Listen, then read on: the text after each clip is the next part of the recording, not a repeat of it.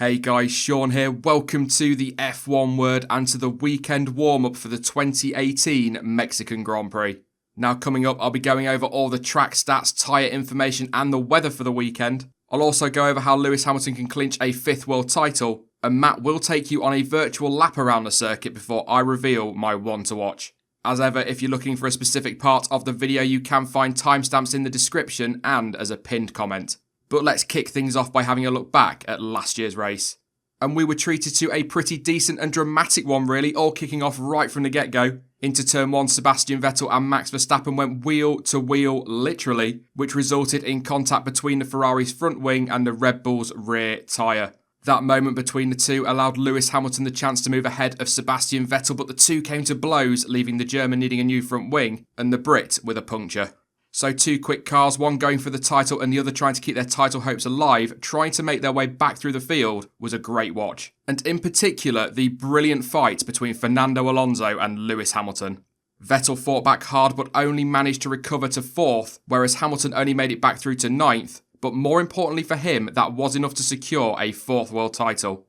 Daniel Ricciardo had started down in 16th after a raft of power unit changes, but was pulling off some decent overtaking as he tried to make his own way back through the field. But on lap 5, the Aussie was forced to retire with mechanical issues. But it was a pretty miserable weekend all round for the Renault powered cars, well, apart from one of course, with Nico Hülkenberg and Brendan Hartley both joining Ricciardo on the sidelines. There was the usual excellent scrapping in the midfield, but the weekend will be best remembered for being the title decider, but also a brilliant and dominant drive from Max Verstappen to take the win.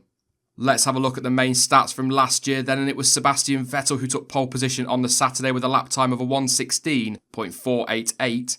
As mentioned there, Max Verstappen took the victory ahead of Valtteri Bottas and Kimi Räikkönen. Sebastian Vettel was voted driver of the day by the fans, and the German also set the fastest lap of the race on lap 68 with a 1:18.785. So a year on from sealing a 4th world title, Lewis Hamilton could be crowned a 5-time world champion this weekend in Mexico. He currently leads the standings by 70 points with just 50 available after this weekend, and so the Brit needs just one 7th place finish between now and the end of the season. But Sebastian Vettel must win all 3 remaining races if he is to pull off what would be the comeback of all comebacks. So the title permutations this time round are very simple. If Vettel does take the win in Mexico, Hamilton needs to finish 7th as just mentioned, but if Vettel fails to win, Hamilton is world champion regardless of where he finishes. But it's not just the driver's title that can be sealed this weekend. Mercedes could take yet another constructors' title. They lead Ferrari by 66 points, and with a maximum of 86 available after Mexico, outscoring Ferrari by 20 points would be enough to seal a 5th consecutive title. However, and to be completely honest, it will be a bit of a tall order, as Ferrari do appear back on form and Red Bull will be in contention to take points away from both teams. But mathematically, it can be won. Let's have a look at some of the track stats then, and the track length is 4.304 kilometres, or if you would prefer that in miles, that's 2.674. There are 17 corners around Mexico, that's 7 to the left and 10 to the right, and there will be 71 laps on Sunday. According to multiple sources, drivers are at full throttle for 54% of the lap, and according to Mercedes, the highest lateral G is at turn 9, and that comes in at 3.0. The circuit's altitude makes a difference in terms of car performance and acts as a bit of a leveller, to be honest. The track sits over 2 kilometres above sea level, meaning there is only 78% of sea level oxygen available, which in turn means that the internal combustion element produces less power. So what that all means is we should see a much closer field, which in terms of the midfield is a very tasty prospect. But as I've already touched on, Red Bull should also be right in the mix with Mercedes and Ferrari. The main overtaking spots are obviously at the end of both DRS zones, so that's into turn 1 and into turn 4. But as we've seen in previous years, if cars do end up fighting through 1, they could be side by side all the way to turn 4. The stadium section is very tight, but we have seen moves made through there, most notably down at turn 13. But due to the circuit's layout with corners pretty much one after the other in certain parts, overtaking opportunities are limited. But as we saw last season, it does happen. It should also be noted that at time of recording, the DRS zones have not been altered, and given that it's now Thursday, that will be highly unlikely to change. The tyres available for this weekend are the Super Soft, the Ultra Soft and the Hyper Soft, and in terms of driver selection, the pink marked Hyper Softs are pretty much the order of the day. Hamilton and Bottas, as well as Vettel and Räikkönen, are all taking 8 sets of the Hyper Softs, and they're joined by Fernando Alonso in the McLaren. Ericsson and Leclerc and Hülkenberg and Sainz are all taking 10 sets of the Hypersofts, with the rest of the field all taking 9.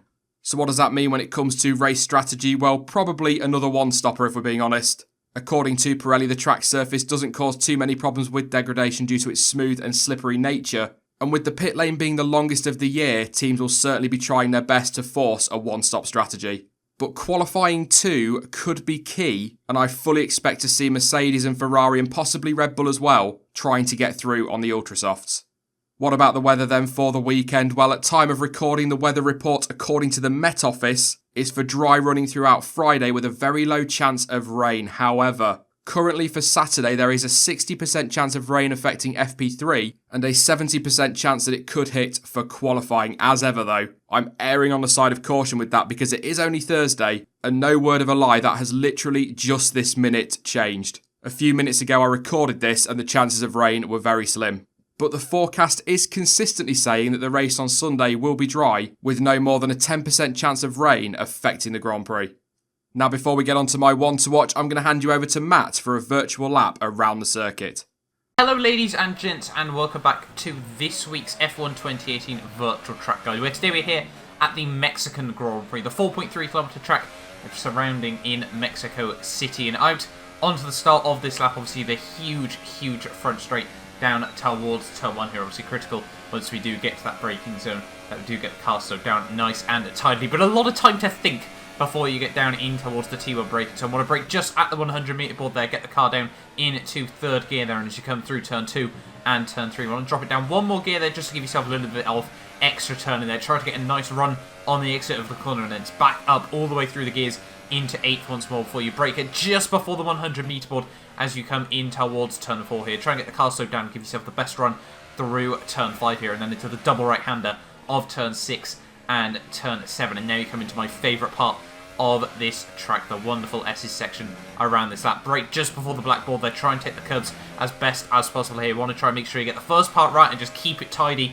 all the way through, or you can lose yourself a huge amount of time. Get a fairly decent run through there, and now you come into the stadium section towards the end of this lap. Brake just as the curb starts, so a very difficult braking zone there. Just clip the curb on the inside, can force you a lot wider than I was lucky to get away with there. Through the stadium section though now, as you can see, absolutely wonderful. It must be an amazing experience to win coming through there on the final lap. Out of the final corner though, down towards the line, and that has been a lap of the Mexican Grand Prix circuit.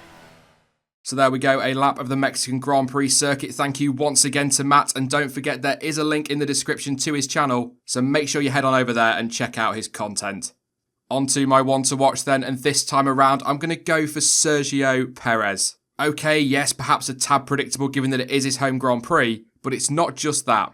Checo has scored at every event since it returned to the calendar back in 2015, taking 8th that year, 10th in 2016 and 7th last season.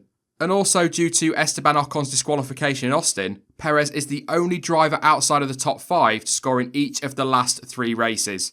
So he's going to have that home crowd behind him, which will inevitably spur him on. And when you throw into the mix that recent run of point scoring form, it would not be a surprise to see him pick up even more this weekend and maybe even retake the lead in that midfield battle to be best of the rest in the Drivers' Championship. A few quick honourable mentions though, as I've kind of touched on already. Red Bull could well be the team to watch, as they should be right up there with Ferrari and Mercedes. Personally, I think Valtteri Bottas deserves a shout, as he is another one who has gone well since F1 returned to Mexico. And after a very strong race in Austin, I'm going to throw Nico Hülkenberg in there as well. That is it then for the weekend warm-up, and what are your predictions for the Mexican Grand Prix? Who do you think will take pole position on Saturday? Who are you expecting to see win on Sunday? And of course, which driver is your one to watch? Let me know your thoughts in the comment section down below. Now, I will be back over the course of the race weekend with plenty of content, a schedule for which will be posted on social media shortly. And don't forget to join me, Chainbear, and I believe Jonty, probably ought to check that. But either way, we will be live at 10 PM UK time on Sunday for the post-race stream. In the meantime, though, you can follow me over on social media. Links to Twitter, Instagram, Facebook, and to Discord are all in the description down below. But as ever, thank you for watching. I've been Sean. This has been the F1 Word, and until next time, goodbye.